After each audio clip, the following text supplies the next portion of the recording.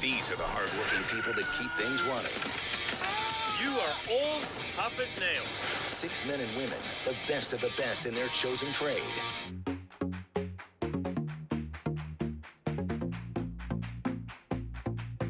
Season 1 debuted during the pandemic. Can you talk a little bit about why the show and how the show is able to connect with audiences? Obviously, as you just referenced, there's been a lot of first season shows or maybe only 1 and 2.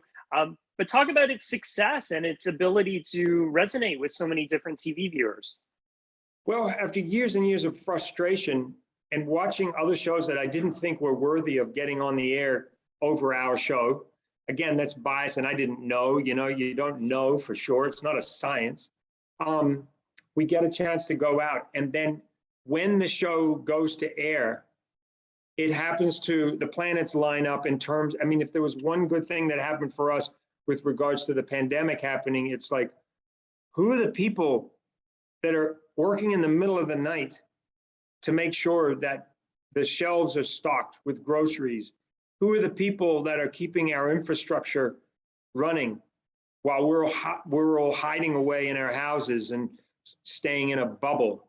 Who are those people? Who are those men and women who sacrifice their own health for hours, who go to hospitals, who orderlies and people who are making furnaces working, going out in storms and connecting the wires when we're all hiding in our houses in a storm because it's safer to be inside than outside. And so if anything good came out of the pandemic for Tough as Nails, it was the fact that maybe for the first time in a long time, maybe since going back to Rosie the Riveter and when a nation came together to fight in a world war, that we looked out at those essential workers and said, we value you, we get you, we understand you, and we appreciate you. So Canadians can apply. Tell me, Phil, what are you looking for? What's an ideal contestant for Tough as Nails? Well, an ideal Canadian contestant for me is a Canadian who's got a bit of an edge, bit of a chip on their shoulder about competing against an American, somebody who has something to prove, somebody who's competitive, somebody who's confident in their abilities, a person with that perfect combination of strength, endurance, agility, mental toughness, and then life skills. We're looking for talented people who are masters of their craft, are really good at what they do and really proud of what they do. So yeah, I like the idea that maybe we get a few cocky Canadians who let it be known that they're going to take the prize. They're going to come home with that prize. And, for people who are reading this, I want them to help us spread the word, because a lot of the people we're looking for are not online. They are reading newspapers and they are, they're reading print, but they're not necessarily online on Instagram posting photographs of them doing amazing things because they're great dancers or singers or designers. These are people who are in the remotest places of our country. And it's going to take word of mouth to get out to them to say, hey, let me help you with this online application. You need to apply. Is there a key to winning? Tenacity, perseverance, all those things I mentioned: strength, endurance, agility, mental toughness, life skills, and just having that no quit attitude. And you're going to be competing against, if you come on the show, you're going to be competing against like-minded people. It's very competitive.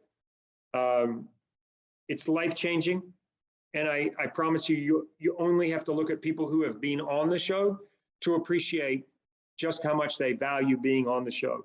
Our show is about lifting people up and celebrating the best in who they are. We're not a show about tearing people down and making people look bad. We want them to look good because we feel they deserve to be celebrated. Okay, before I let you go, Phil, I did want to get your thoughts on Amazing Race. Season 33, yes. Kim and Penn were the winners. Did you peg them? Did you think that they would be the ones, to win it all? I felt like they were going to make the final 3. There's a lot of luck involved in in Amazing Race, on top of people's skill and smarts, and a good, well, when we're not shooting during a pandemic, a good cab ride can be the difference between winning and losing. But yeah, I felt like they were going to do well. They get on really well. They're very smart, and they're just incredibly passionate and full of energy, and they had all the attributes to be winners. Absolutely. They'll be competing in real-world challenges. Going to be picking up 3,000 pounds of sand. I know giving up. Time to go to work!